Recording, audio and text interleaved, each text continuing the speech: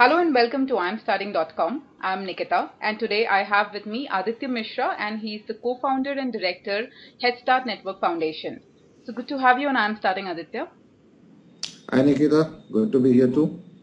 For the viewers out there, I'm sure if you're an entrepreneur or aspiring to be one, you must have heard about Head Start and the famous Startup Saturdays and the kind of work these guys are putting in the startup ecosystem.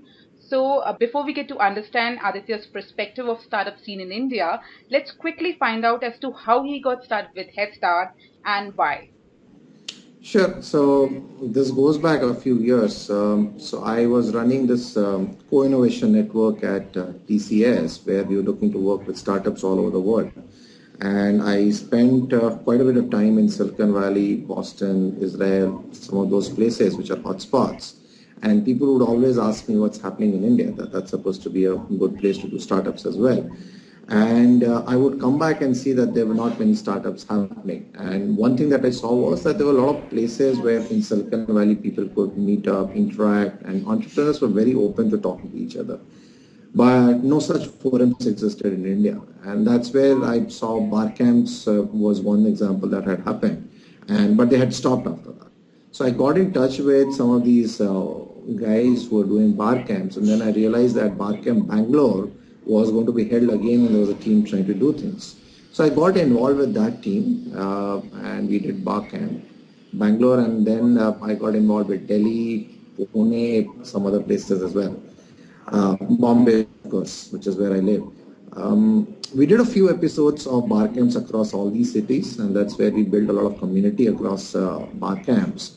And they were like a hub of activity for a lot of entrepreneurs. A lot of demos would happen, a lot of discussions would happen.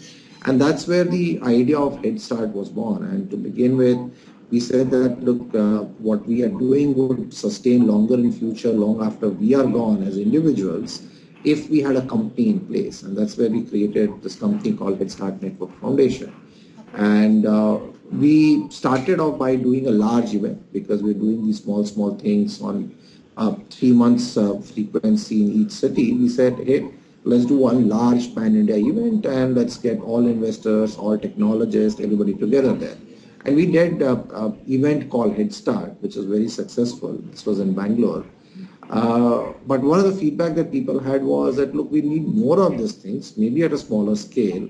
And in my city, I should not have to travel so much just to meet people. And you know what, in my city, there are other entrepreneurs who have not come down here, so maybe you should go there. So we had two ideas that, hey, Head Start as an event should be traveling. Second, why not try a smaller format event? And that's where Startup Saturday was born. We did the first one in Bangalore. Second one we did in Bombay. And pretty soon we had 3 or 4 of them going. Now, we didn't have much of an idea except saying that, hey, let's connect people to each other and let's create a forum for that. And that's how Startup Saturday started. Now, 9 cities running monthly and a great team of people in every city. So that seems to be doing well. Okay. So Aditya, so you have been working closely with startups. Could you tell us that what are the three biggest pain points if someone wants to start up and how as a community Head Start can help them in addressing it? Yeah, so if you look at startup, the fundamental thing about a startup is that all you have an idea or a concept or a prototype and pretty much nothing else. Everything else comes from outside. I mean, the most important thing that you have to begin with is a team. Second is a customer. And finally, in some cases, not all, you need somebody to fund you externally. Now, if you look at Startup Saturday, which is what is the most visible part of Head Start, you will find that that's a place where people find a lot of people who will help them as a co-founder. So I've seen teams form at Startup Saturday. I have seen people find their first employees at Startup Saturday. So one example I'll give is, for example, in Bombay, Social Wavelength, I think that was a company that came together at Startup Saturday Bombay. So the first few people got together. And I think they're doing a fairly good job of social media consulting / outsourcing. Second area that a lot of people need help is finding customers. Now that's an area where admittedly Startup Saturday does not do a great job because not a lot of customers get there. But offline, we again make a lot of connects, and that sometimes has help people in finding their first customer, or let's say next 2 3 customers. So typically, for example, in Bombay, I would connect them to some banks which are open to looking at buying from startups, which are, by the way, not many. Third part you look at is looking for investors, and I think that's where a lot of people approach us a lot, even outside of Startup Saturday, and people keep in touch. So you kind of funnel them towards, if I look at today, the Indian Angel Network, Mumbai Angels, Seed Fund, we have a partnership. Then you have the smaller but not so well-known guys who are doing a lot of angel investing. So these could be individuals. And there are these smaller funds that are coming up, and I'm watching that with a lot of interest. So we make some introductions there as well. But see, overall, what we do is we connect people to one another, and I think that's the biggest help that an early stage entrepreneur can get. So that's what we do. Right, right. And from your experience so far, could you tell us that how is a failed startup perceived by the startup community and by the fellow entrepreneurs? Do they get really judgmental about the founder's abilities and start doubting him, or they see it in a positive light and give him a second chance and the support he needs? Right. So here is the interesting thing. So this is one of the things that has changed in the past few years. So if you are a failed startup, you would very quietly go back to your job. But these days, I interestingly find that people try and go and find a job in yet another startup. So well, I fail, but I have the ability and I have skills which are very crucial, because early stage startups work very differently from, let's say, a large company. So a lot of them go and work for somebody else who has found success. So a number of times I find myself making productions of that kind as well. So that's one example. There are a lot of examples of people who say, hey, I fail and therefore I need to do an MBA. So some people do that and they kind of fall off the circuit. There are some people who go back and do yet another startup, and I think that's also very acceptable in the community. But all these are within the community, and I think community today is far more tolerant of failed startup as far as community of startups is concerned. But let's say talk about a larger community. There was a time that parents were far less open to the idea that their son or daughter is doing a startup. I think they are far more open to that today if I compare with the last 10 years. Correct. So that's one. And similarly, they are more tolerant of failure. And once the guy has gone and done something and they see that, look, this is something that's being done, they are again tolerant of a second attempt being made or going and working for yet another startup rather than going and working for some established company. So I think your immediate community, I think, is far more tolerant. I still hear issues about people not getting married and those things about when it comes to failed entrepreneurs, because you're still doing and you're still making the same mistakes. So I think that is still there. I see a lot of failed entrepreneurs finding their ways into larger companies, and funny thing is that they are accepted with very open arms, because there are unique skills that you have brought to the table because you've learned doing some things. So I'll not get into specific examples on this one, but I know several guys who tried doing a startup and now in larger companies, and they probably got a notch up rather than where they were, and they feel that they're able to do better. So I think India as a whole is far more tolerant of failures today than it was. I know that it does not come as any soothing balm to anybody who faces a lot of criticism and everything on failing, because there's a lot of it. But if I look at over time, I think it has improved by leaps and bounds. Okay. And talking about building this community, so how are you building this community, and what are the interesting programs that Head Start is offering currently? Yeah, so it's brick by brick, or as in our case, city by city. So what's very important is getting a very strong lead, a leader who can hold that entire community together. Because fundamentally, a Startup Saturday is a community of entrepreneurs of a place. So, for example, the way Pune and Bombay function, they are very close to each other, is very different. So Pune is far more smaller, it's far more discussion, whereas Mumbai, there are large numbers, and the way you manage these two communities is quite different. And I'm not talking about, let's say, Bombay versus Pune versus Delhi versus Calcutta. I mean, Calcutta and Ahmedabad have far more different issues. But the way it works for us is that you first of all look at finding a strong leader, somebody who understands that place. You provide him with some assistance in terms of finding a venue, because typically you have a leader and you have a support group behind that person. You try and create that, and then you just talk about doing one startup Saturday at a time. You do that and you figure out what's happening there and what is it that the community needs. Okay. Now, one thing that we ask leader to do is that very quickly start building a team, because what you need to do is build a high degree of redundancy in your team. Once you do that, even if all of a sudden you're swamped with work or something happens, somebody else can just pick up and take it from there. So I think that structure essentially helps in making sure that events happen on time and without. I think one thing I'm very proud of, and our team is very proud of, is we say second Saturday of a month it happens, and it happens.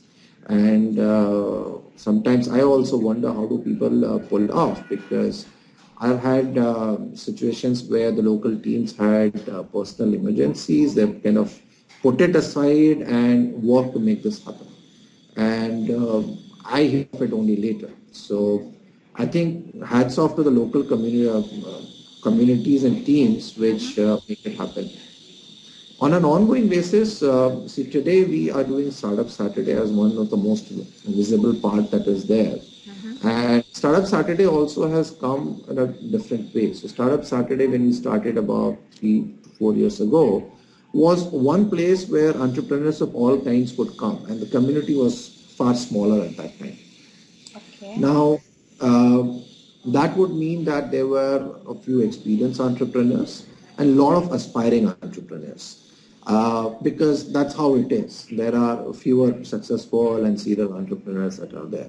Today, if I look at it, the community itself has expanded, and Startup Saturday today primarily caters to the aspiring entrepreneur. So if you look at the audience that is there and the participants who are there, I would say -6 months to +6 months, where I would put zero at where you're starting out.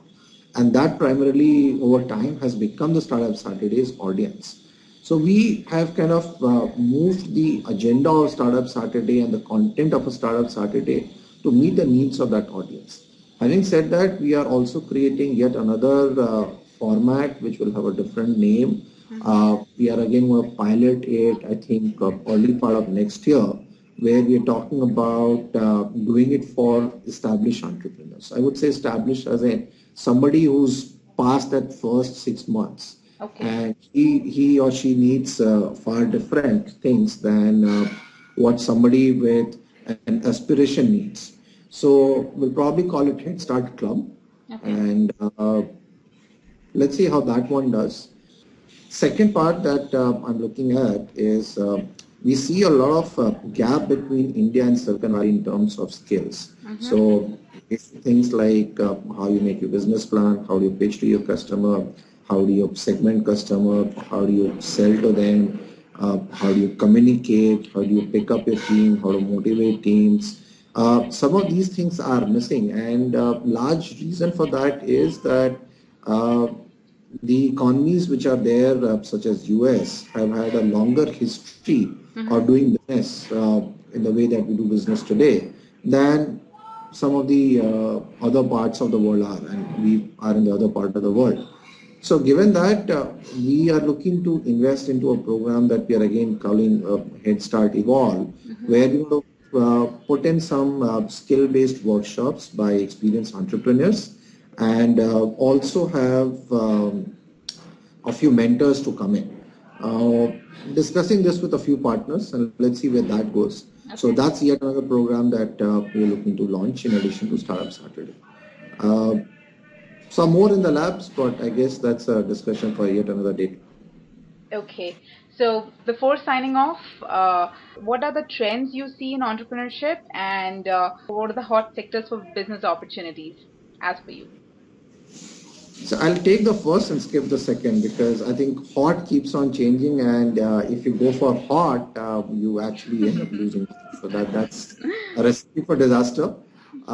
Trends.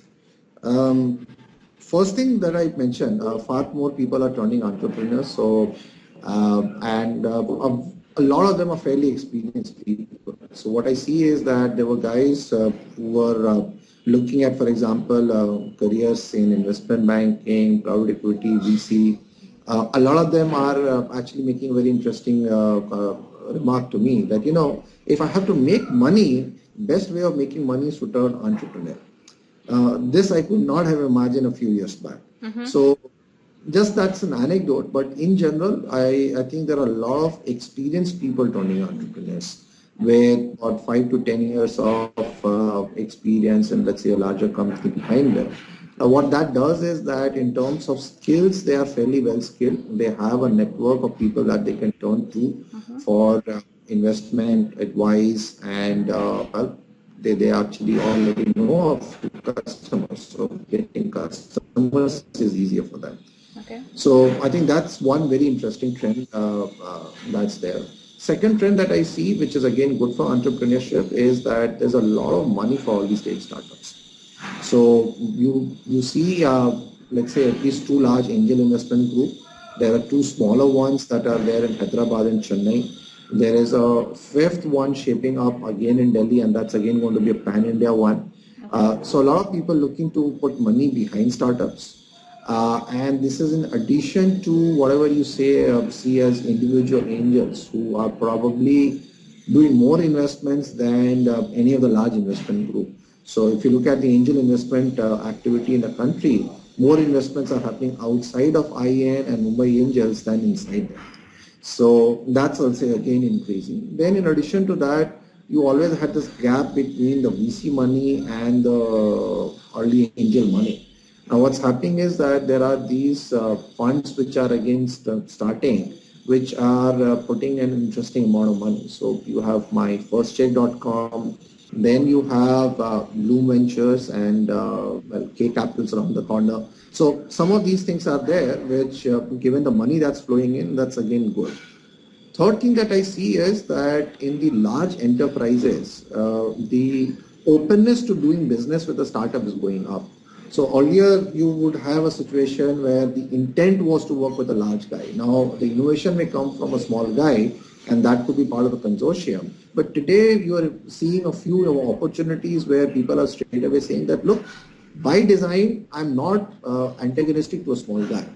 So a lot of business that happens in the country is with the government, with the large enterprises, and they would have this eligibility criteria of saying that, look, you need to have so many 100 crores as your revenue. Now that threshold is slipping down. Now I think that again gives a ramp up ground to startups. So I think that's a third interesting trend that's there. I'll give you a fourth because in the B2C segment, very clearly there are a lot of people giving visibility to startups. And there are TV shows around that. There are newspaper columns, newspaper pages devoted to startups. So given that, I think again, gaining customers is getting easier and easier for startups. So with that, I think that should be enough. So on that note, thank you so much for talking to us. Thank you, Nikita. And for all the viewers out there, hope this helps. Do let us know your feedback on this talk. And for more interviews with founders, stay tuned to IamStarting.com.